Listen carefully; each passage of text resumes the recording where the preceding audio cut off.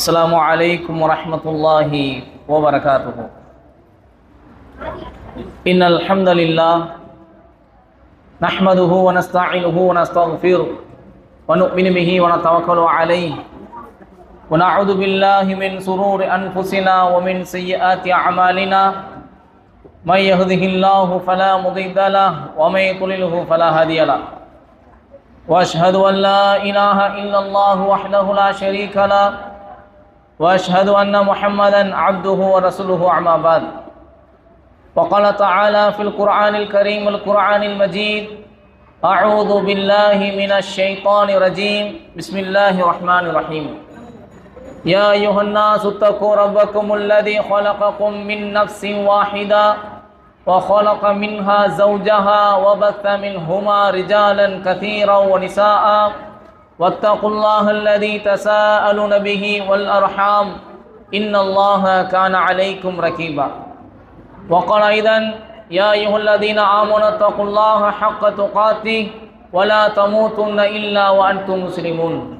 وقال نبينا محمد صلى الله عليه وسلم: خيركم من تعلم القرآن وعلمه كما قال عليه الصلاة والسلام. எல்லா புகழும் ஏகிறவனாகிய அல்லாஹ் ஒருவனுக்கு மாத்திரம் உரித்தானதாக.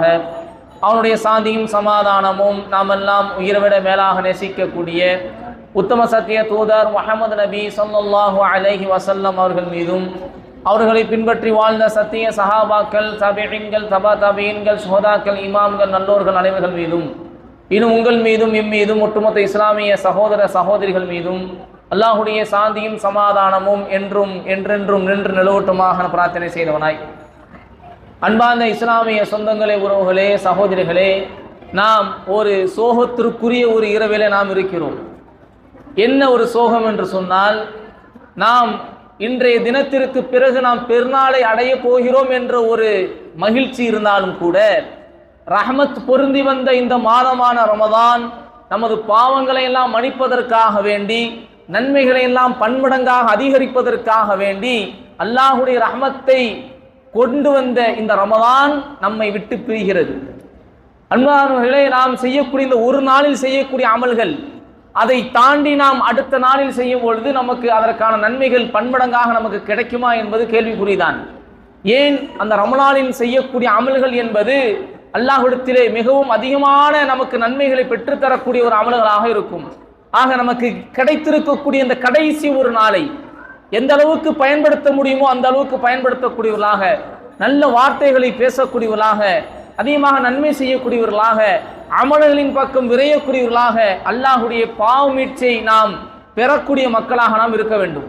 அதனால கொஞ்சம் கவனமாக சொல்லக்கூடிய செய்தியை கொஞ்சம் கேட்டு, ஏன்னா இதற்கு பிறகு நாம் அடுத்து நாம் ரமலானில் அமர்வோமா என்பது கேள்விக்குறிதான். அடுத்த ஒரு வருட காலங்களில் நமது வாழ்க்கையில் எந்த ஒரு மாற்றங்கள் வேண்டாமானால் நடக்கலாம். ஆக கிடைத்திருக்கக்கூடிய இந்த வாய்ப்பை ஒரு பொன்னான ஒரு வாய்ப்பாக நாம் கருதி, எந்த அளவுக்கு நாம் நமது வாழ்க்கையை நாம் மாற்றிக்கொள்ள முடியுமோ, கேட்கக்கூடிய உபதேசத்தை கொண்டு படிப்பினை பெறக்கூடிய மக்களாக நாம் இருக்க வேண்டும். அன்பார்ந்த சகோதரிகளே, நாம் செய்யக்கூடிய அமல்கள் இந்த ரமலானுடைய மாதத்தில் ஆரம்பத்திலிருந்து இறுதி வரைக்கும் நிறைய அமல்களை செய்திருப்போம். குர்ஆன் ஓதி இருப்போம், ஹதீஸ்களை படித்திருப்போம், கண் விழித்து தொழுதிருப்போம்.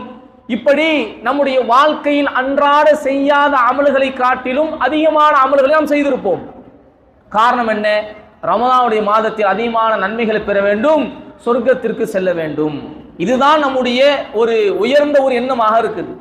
அன்பார்ந்த சகோதரிகளே, கொஞ்சம் கவனமாக கேளுங்க. ஏனென்று சொன்னால், நான் என்னதான் அமல் செய்தாலும் என்னுடைய அமல் சொர்க்கத்துக்கு கூட்டிட்டு போகாது. நான் என்னதான் அமல்களை விழுந்து விழுந்து செய்தாலும் என்னுடைய அமல்கள் நாளை மறுமையில் சொர்க்கத்தை பெற்று தராது. அப்ப என்னதான் பெற்று தரும்?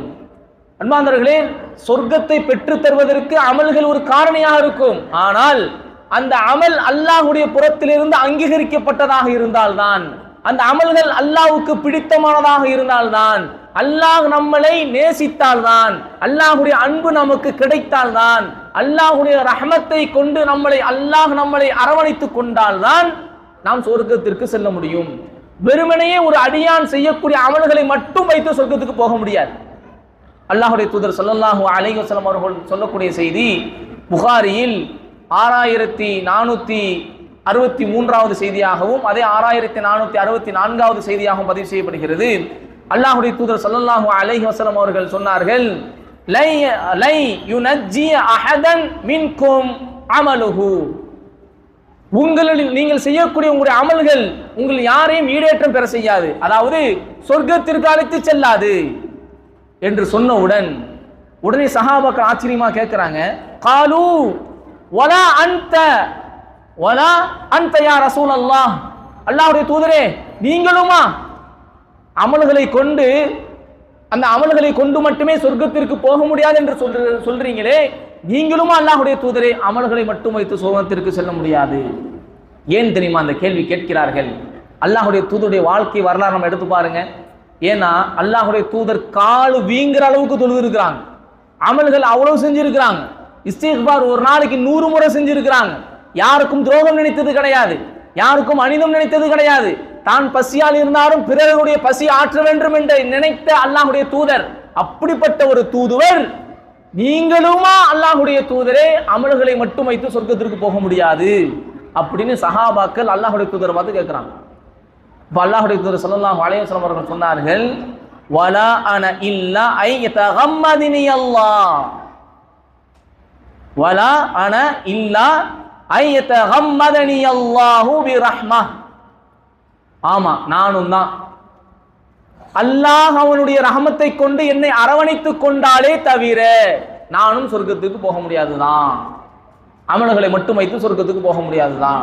அப்ப இங்க என்ன விளங்குது என்று சொன்னால், நம்முடைய அமல்கள், நாம் செய்யக்கூடிய அமல்கள் அல்லாஹ்வுக்கு பிடித்த வண்ணமாக இருக்கணும். அல்லாஹ் என்ன செய்யணும்? அவனுடைய அன்பை நமக்கு தரணும், அல்லாஹ் அவனுடைய ரஹமத்தை நமக்கு தரணும். அப்படி அவனுடைய ரஹமத்தை கொண்டு அல்லாஹ் நம்மளை அரவணைக்கவில்லை என்று சொன்னால், நாளைக்கு மறுமையில் என்னுடைய அமலை மட்டும் வச்சு என்ன செய்ய முடியாது? சொர்க்கத்திற்கு போக முடியாது. அப்ப முதலாவது விஷயம் என்னன்னா, அந்த அமல் அல்லாஹ்வுக்கு பிடித்த மாதிரி இருக்கணும், அந்த அமலை கொண்டு அல்லாஹ் நம்மளை பொருந்தி கொள்ளணும், அல்லாஹ் நம்மை அவனுடைய ரஹமத்தை கொண்டு நம்மளை அரவணைக்கணும். இப்ப அல்லாஹ்வுடைய ரஹமத்து இல்லாம என்ன செய்ய முடியாது? சுவனத்திற்கு போக முடியாது அப்படிங்கிற விளங்கிக்கணும்.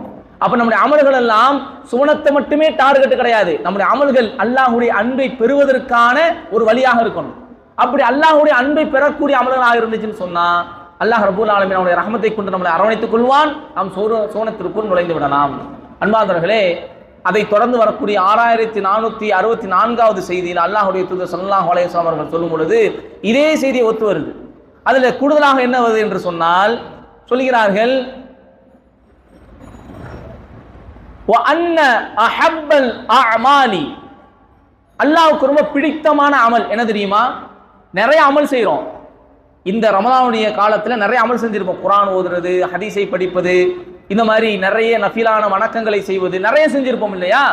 அப்ப அல்லாஹ்வுக்கு பிடித்தமான அமல் என்ன அப்படின்னு கேட்கும் பொழுது அல்லாஹ்வுடைய தூதர் சொன்னார்கள், وَأَنَّ أَحَبَّ الْأَعْمَالِ أَدْوَمُهَا إِلَى اللَّهِ وَإِنْ قَلَّ. ரொம்ப முக்கியமான வார்த்தை. அல்லாஹ்வுக்கு ரொம்ப பிடிச்சமான அமல் என்ன தெரியுமா? நீங்க செய்யக்கூடிய அமல்களை தொடர்ச்சியாக செய்வது, இஸ்திகாமத்தாக செய்வது. இப்போ 2 ரக்காயத்து தஹஜ்ஜுத் தொழுகணும்னு சொன்னா அதை தொடர்ந்து 2 ரக்காயத்து நம்ம தொழக்கூடியதா இருக்கணும். அதை தான் சொல்றாங்க, இன் அல்ல, அது குறைவாக இருந்தாலும் சரி, அது குறைவான அமலாக இருந்தாலும் அதை நம்ம தொடர்படியாக செய்யணும். ரமலானுடைய காலத்துல முட்டி மோதி என்ன செஞ்சிருப்போம்? ஒரு நாளைக்கு ஒரு ஜூஸ் முடிக்கணும், அரை ஜூஸ் முடிக்கணும், நம்ம ரமலான் முடியறதுக்குள்ள குர்ஆனை எப்படியாச்சும் ஓதி முடிச்சிடணும் சொல்லி வீட்டுல தூசி படிஞ்சிருந்த குர்ஆனெல்லாம் எடுத்து தூசியை தட்டி பயங்கரமா ஓதி இருப்போம். இப்ப பெருநாளைக்கு அப்புறம் மீண்டும் குர்ஆன் தூங்க ஆரம்பிச்சிடும். அப்படி இருக்கக்கூடாது. குர்ஆனை திரும்பி கொண்டு போய் அலமாரில் வச்சு அடுத்த ரமலானுக்கு திறக்கிற மாதிரி இருந்தோம்னா அது தொடர்படியாக செய்யக்கூடிய அமல் அல்ல. அப்ப ஒரு நாளைக்கு குறைஞ்சபட்சம் இப்ப நம்ம ஒரு நாளைக்கு ஒரு ஜுசுவாச்சு ஓதணுமா, ஒரு பக்கமாச்சும் ஓதணும். ரமலான் அல்லாத காலத்துல ஒரு நாளைக்கு ஒரு பக்கமாவது ஓதணும், அல்லது ஒரு அரை பக்கமாச்சும் ஓதணும். அப்படிப்பட்ட ஒரு தொடர்படியான அமலை நம்ம கொண்டு வரணும். இப்ப நஃபிலான வணக்கங்கள் நிறைய தொழுதோமா, கொஞ்சமாச்சும் தொழுவணும், ஒரு 2 ரக்காயத்தும் தொழணும். தஹஜ்ஜுடைய நேரத்தில் முன்னாடி எந்திரிக்கிறோமா, நம்ம நிறைய தொழுவோமானா 2 ரக்காயத் சின்ன சின்ன சூறாக்களை ஓதி தொடர்படியா தொழணும். இப்படி தொடர்படியா நாம செய்யக்கூடிய அமல் தான் அல்லாஹ்வுக்கு பிடித்தமான அமல். அவ விளங்கி கொள்ளணும், ரமலான் நம்மளை கடந்து போக போகுது, அவ்வளவுதான். கால சுழற்சியின் அடிப்படையில் அல்லாஹ் ரமலானை ஒவ்வொரு ஆண்டும் வரத்தான் செய்வான், அது வரும். ஆனா நாம அதுல பயணிப்போமாங்கிறதா கேள்விக்குறி. அப்ப நாம இந்த ரமலான்ல நம்ம தெரிஞ்சு கொள்ள வேண்டிய புரிஞ்சு கொள்ள வேண்டிய விஷயம் என்ன? நம்ம நிறைய அமல்கள் செய்தோம், ஆனால் அந்த அமல்களை அப்படியே போட்டு புதைச்சிராம வரக்கூடிய காலங்களிலும் அதை தொடர்படியாக, அது குறைவாக இருந்தாலும் தொடர்படியாக செய்யக்கூடியதாக இருக்கணும். அப்படி இருந்தோம் என்று சொன்னால் அந்த அமல் அல்லாஹ்வுக்கு பிடித்தமான அமல், அல்லாஹ்வுடைய ரஹமத்தை பெற்றுத்தரும், அல்லாஹ்வுடைய அன்பை பெற்றுத்தரும். அதன் மூலியமாக நாம் சுவனத்திற்கு சென்று விடலாம் இன்ஷா அல்லாஹ். அப்படிப்பட்ட தொடர்படியான அமல்களை செய்யக்கூடிய பெண்களாக நாம் இருப்போமா இன்ஷா அல்லாஹ்?